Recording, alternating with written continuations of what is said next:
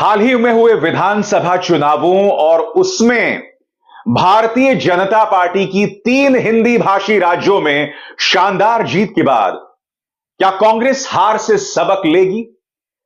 क्या लोकसभा चुनावों के लिए कांग्रेस भारतीय जनता पार्टी का मुकाबला कर पाएगी? क्या राहुल गांधी प्रधानमंत्री नरेंद्र मोदी के सामने टिक पाएंगे?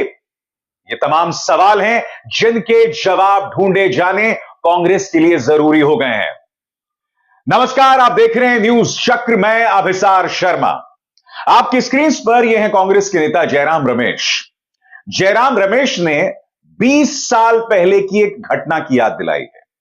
अपने इस बयान में जयराम रमेश यह कह रहे हैं कि 20 साल पहले भी हम सभी राज्य हार गए थे, मगर बावजूद उसके बाद जो लोकसभा के चुनाव हुए उसमें हमें शानदार जीत मिली। जयराम रमेश की याददाश्त में थोड़ी सी दुरुस्त करा दूं। उस वक्त यानी कि 20 साल पहले जब आप तमाम राज्य हार गए थे और फिर लोकसभा का चुनाव जीते थे, उस वक्त अटल बिहारी वाजपेयी देश के प्रधानमंत्री होते थे। उस वक्त विपक्ष के खिलाफ एजेंसीज का इस्तेमाल नहीं होता था। उस वक्त मीडिया सत्ता से सवाल किया करती थी। अब का भारत बदल गया है और इस वक्त आपका सामना इन दो चेहरों से है, देश के प्रधानमंत्री नरेंद्र मोदी और उनके खास राजनीतिक सिपह सलाहकार अमित शाह। आपका सामना इन दो लोगों से है जयराम रमेश, और आपका सामना है बीजेपी के साम दाम दंड भेद, उनकी एजेंसीज, उनका मीडिया, उनका प्रचार तंत्र। मुगालते में मत रहिए, लाला लैंड में मत रहिए और मुंगेरी लाल के सपने तो कतई मत देखिए। यही दिक्कत है कांग्रेस के साथ दोस्तों। ये लोग अब भी 20 साल पहले की बात कर रहे हैं, जबकि भविष्य में जो चुनौतियां दिख रही हैं उससे पूरी तरह से अनभिज्ञ हैं। बड़ा सवाल यह कि जिन 3 राज्यों में कांग्रेस को हार का सामना करना पड़ा है, कि क्या कांग्रेस उस पर आत्ममंथन करने को तैयार है? आपकी स्क्रीन पर कमलनाथ। याद कीजिए दोस्तों, कुछ दिनों पहले मानकर चला जा रहा था कि मध्य प्रदेश में बहुत ही आसानी से कांग्रेस को जीत मिल जाएगी, मगर पिछले कुछ दिनों में एक और चीज हो रही थी। सबसे पहली बात, दिग्विजय सिंह, इन्होंने चंबल के इलाकों में और उन तमाम इलाकों में जिसका जिम्मा इन्हें दिया गया था, जो टिकट वितरण किया उसमें जबरदस्त असंतोष हुआ। अपने पसंदीदा लोगों को इन्होंने टिकट्स दिए। बड़ा सवाल ये, वो दिग्विजय सिंह जो मध्य प्रदेश के चुनावों में हिंदू मुस्लिम की बात कर रहे थे, पीएफआई की बात कर रहे थे, प्रतिबंधित संगठन पीएफआई की बात कर रहे थे, यानी कि चुनावों को मुद्दों से जुदा कर रहे थे, क्या उन पर कोई कार्रवाई होगी? क्या कांग्रेस दिग्विजय सिंह सरीखे नेताओं से निजात पाएगी? सबसे बड़ी बात, आपकी स्क्रीन पर कमलनाथ। और कमलनाथ दिग्विजय दोनों में एक समानता है, इन दोनों में पुत्र मोह है। एक के पुत्र हैं नकुलनाथ जो कि छिंदवाड़ा से सांसद है, और एक के पुत्र हैं जयवर्धन सिंह, और ये दोनों ही अपने पुत्रों को भविष्य का चीफ मिनिस्टर देखना चाहते हैं। यह बात अलग है कि खुद कोई चुनाव नहीं जीत पा रहे हैं। मैं आज एक सवाल पूछना चाहता हूं। खुद कांग्रेस जानती है कि आखिरी कुछ दिनों में कमलनाथ ने सहयोग देना बंद कर दिया था कांग्रेस को। बात वहां नहीं रुकती, उन्होंने कांग्रेस आला कमान की बातें भी सुननी बंद कर दी थी।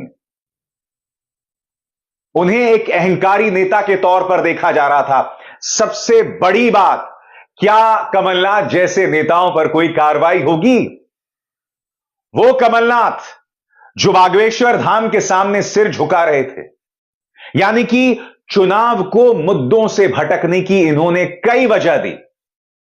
वो कमलनाथ जो अपने सहयोगियों के बारे में अनर्गल बयान दे रहे थे। याद है आपको, जब समाजवादी पार्टी के साथ कांग्रेस का तनाव बढ़ गया था, तब इन्हीं मान्यवर कमलनाथ ने कहा था, कौन है ये अखिलेश वखिलेश? किस बात का अहंकार? 3 राज्य रह गए हैं आपके पास, सिर्फ 3 राज्य, और भाजपा के पास 12 राज्य हैं जिस पर वो खुद राज कर रही है। किस बात का अहंकार दिखाते हैं पार्टी के नेता? और कमलनाथ तो किस बात का अहंकार दिखाते हैं? कमलनाथ गोदी मीडिया के पत्रकारों को इंटरव्यूज दे रहे थे, जबकि इंडिया गठबंधन ने यह फैसला किया था कि इंटरव्यूज नहीं दिए जाएंगे, मगर बावजूद उसके कमलनाथ ये कर रहे थे। क्या कमलनाथ कांग्रेस से संन्यास लेंगे, राजनीति से संन्यास लेंगे? क्या राहुल गांधी या कांग्रेस आलाकमान मल्लिकार्जुन खड़गे हिम्मत दिखाएगी मध्य प्रदेश, राजस्थान और छत्तीसगढ़ में अपने नेताओं और उनकी नाकामियों पर कार्रवाई करने को लेकर? आखिर राजस्थान के चुनावों में सचिन पायलट क्यों कोप भवन में बैठे हुए थे? क्योंकि राहुल गांधी ने कोशिश की थी सचिन पायलट और अशोक गहलोत को साथ लाने की, मगर उसका कोई असर नहीं पड़ा, क्योंकि सचिन पायलट चुनाव प्रचार के लिए बहुत कम निकले। उन्हें कहीं ना कहीं एक युवा नेता के तौर पर सामने निकलना था, एक्टिव होकर सामने निकलना था, मगर हर राज्य में कांग्रेस दो फाड़ दिखाई दी। बड़ा सवाल यह कि क्या इन नेताओं से निजात पाएगी कांग्रेस? क्या इन नेताओं पर कार्रवाई करेगी कांग्रेस? क्या राहुल गांधी इस पर आयरन हैंड दिखाकर, सख्ती दिखाकर कोई कार्रवाई करेंगे? अभी भी आप जानते हैं कांग्रेस की क्या हालत है। वो दो कहावतें हैं ना हिंदी की, भागते भूत की लंगोटी सही और डूबते को तिनके का सहारा। इनके समर्थक क्या कर रहे हैं मैं आपको बताता हूं। इनके समर्थक आंकड़े दिखा रहे हैं कि देखो वोटों के लिहाज से हमें भाजपा से ज्यादा वोट्स मिले हैं। वो ये भी कह रहे हैं कि देखिए हम में और भाजपा में वोट प्रतिशत को लेकर बहुत ज्यादा अंतर नहीं है। अरे भाई, बड़े बूढ़े कह गए हैं जो जीता वही सिकंदर।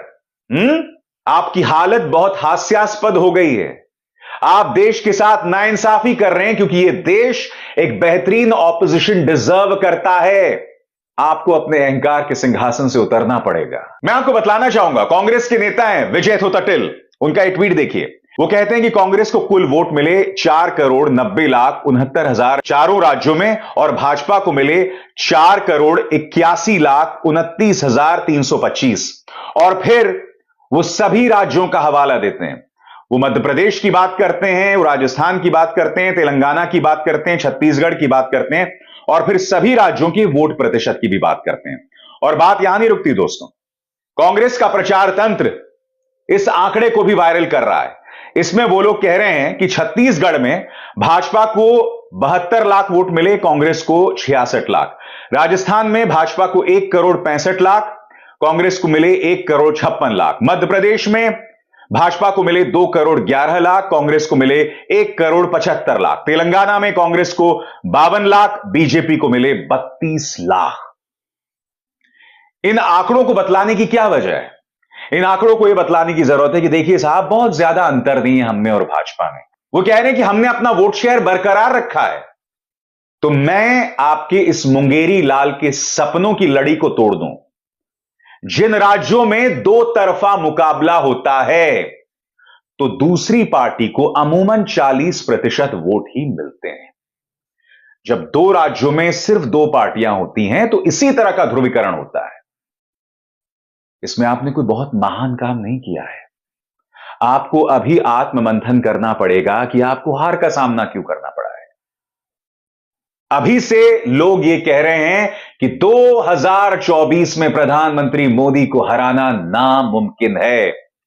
और प्रधानमंत्री आज लोकसभा सत्र के पहले दिन, शीतकालीन सत्र के पहले दिन पत्रकारों के सामने आते हैं और कांग्रेस पर ताना मारते हैं। सुनिए उन्होंने क्या ताना मारा, सुनते हैं। अगर मैं वर्तमान चुनाव नतीजों के आधार पर कहूं तो जो विपक्ष में बैठे हुए साथी हैं, ये उनके लिए गोल्डन अपॉर्चुनिटी है। इस सत्र में पराजय का गुस्सा निकालने की योजना बनाने के बजाय इस पराजय में से सीख करके पिछले 9 साल से चलाई गई नकारात्मकता की प्रवृत्ति को छोड़ करके इस सत्र में अगर सकारात्मकता के साथ आगे बढ़ेंगे तो देश उनके तरफ देखने का दृष्टिकोण बदलेगा। हालांकि प्रधानमंत्री को भी यह बात समझनी पड़ेगी कि अगर आप संसद की शीतकालीन सत्र में एथिक्स कमेटी की रिपोर्ट रखेंगे महुआ मोइत्रा के खिलाफ, तो जाहिर सी बात है विपक्ष उसका विरोध करेगा। अगर आप लोकसभा राज्यसभा में बगैर बहस कराए मुद्दे पारित करवा देंगे तो विपक्ष वो सवाल उठाएगा। अगर लोकसभा अध्यक्ष और राज्यसभा के सभापति सत्तारूढ़ भाजपा के पक्ष में पक्षपात करेंगे तो विपक्ष सवाल उठाएगा। मगर जो मैं आपको बतलाने की बात कर रहा हूं वो क्या है दोस्तों, 2024 के लिए कांग्रेस का रास्ता बहुत मुश्किल हो गया है। राहुल गांधी की चुनौती और भी मुश्किल हो गई है और इंडिया गठबंधन में अब तमाम जो नेता हैं वो ताने मार रहे हैं। समाजवादी पार्टी तो कह ही रही है, समाजवादी पार्टी कह रही है कि भैया मध्य प्रदेश में आप इसलिए हारे क्योंकि आपने अखिलेश यादव को कहा था आप अखिलेश वखिलेश हैं। टीएमसी के नेता कुणाल घोष ने कांग्रेस पर ताना मारते हुए कहा है कि यह जमींदारी सोच को त्यागना पड़ेगा। केसी त्यागी जो कि बिहार में जनता दल यूनाइटेड के नेता हैं, उनका बयान भी सामने आया है। उन्होंने कहा है कि इन चुनावों ने साबित कर दिया है कि कांग्रेस भाजपा का मुकाबला नहीं कर सकती, यानी कि इंडिया गठबंधन में सुगबुगाहट शुरू हो गई है। यह कहा जा रहा है कि आप हर सीट से चुनाव मत लड़िए, आप सिर्फ उन सीटों से चुनाव लड़िए जहां आप भाजपा को चुनौती दे सकते हैं। बाकी राज्यों में आप जूनियर पार्टनर की तरह बर्ताव कीजिए, आप हालात को पेचीदा मत कीजिए। मगर बड़ा सवाल कि क्या कांग्रेस ये सुनेगी? और उससे भी बड़ा सवाल, क्या कांग्रेस आला कमान अपने पार्टी के नेताओं पर कार्रवाई करेगी जिनकी वजह से इन्हें इन राज्यों में, 3 राज्यों में हार का सामना करना पड़ा? लगभग हर राज्य में पार्टी दो फाड़ है। साफ तौर पर दिखाई दे रहा है कि कुछ राज्यों में कुछ बुजुर्ग नेताओं का जो अहंकार है वो पार्टी को ले डूब रहा है।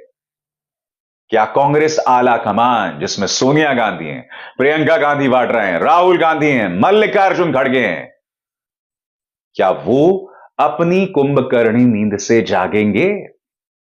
सवाल है, बहुत अहम सवाल है। क्योंकि ये मुद्दे मैं आपके सामने इसलिए रख रहा हूं क्योंकि इस देश को जरूरत है एक मजबूत विपक्ष की। कांग्रेस को कहीं ना कहीं सीखना होगा ममता बनर्जी से, तेजस्वी यादव से, अरविंद केजरीवाल से कि भाजपा से कैसे मुकाबला किया जाता है, प्रचार का जवाब कैसे दिया जाता है। अगर आप मुद्दे उठा रहे हैं तो उसकी जमीन कैसे तैयार की जाती है। आज आप हार गए हैं। ईवीएम्स पर दोष मढ़ना, वोट शेयर की बात करना, यह सब बहुत आसान है, मगर हकीकत यह है दोस्तों, जो जीतता है उसी के सिर पर सरताज होता है। जो दूसरे नंबर पर आता है इतिहास में उसे याद नहीं किया जाता। मगर जो अहम सवाल यहां पर पैदा हो रहा है कि आने वाले दिनों में इस मुकाबले का क्या होगा। प्रधानमंत्री नरेंद्र मोदी बनाम राहुल गांधी, क्योंकि अगर इन चुनावों में कांग्रेस को जीत मिल जाती तो यह मुकाबला और दिलचस्प हो जाता। मगर अब भाजपा साम दाम दंड भेद से हमला करने वाली है। एजेंसीज और उग्र हो जाएंगी विपक्ष के नेताओं के खिलाफ, और बात वहां नहीं रुकने वाली है। आने वाले दिनों में राम मंदिर का उद्घाटन है। मार्च में सीएए एनआरसी को लेकर मामले को और उग्र किया जाएगा, और भाजपा को ऐसा लग रहा है कि यह सब करने का, उस पर जहर उगलने का इसके पास लाइसेंस है, क्योंकि उन्हें 3 बड़ी जीत मिली है। और प्रचार तंत्र और मीडिया का क्या हाल है वो आप जानते हैं। आप जानते हैं, कल एक वीडियो वायरल हो रहा था जिसमें एक बहुत बड़े न्यूज चैनल का एक रिपोर्टर भाजपा की जीत पर सड़क पर नाच रहा था। मैं मजाक नहीं कर रहा हूं दोस्तों। याद कीजिएगा, जब मुख्यमंत्री आदित्यनाथ जीत गए थे, भाजपा जीत गई थी उत्तर प्रदेश के चुनाव, तब एक न्यूज चैनल के अंदर पत्रकार नाच रहे थे जोरों से। इन्हें कोई शर्म नहीं है।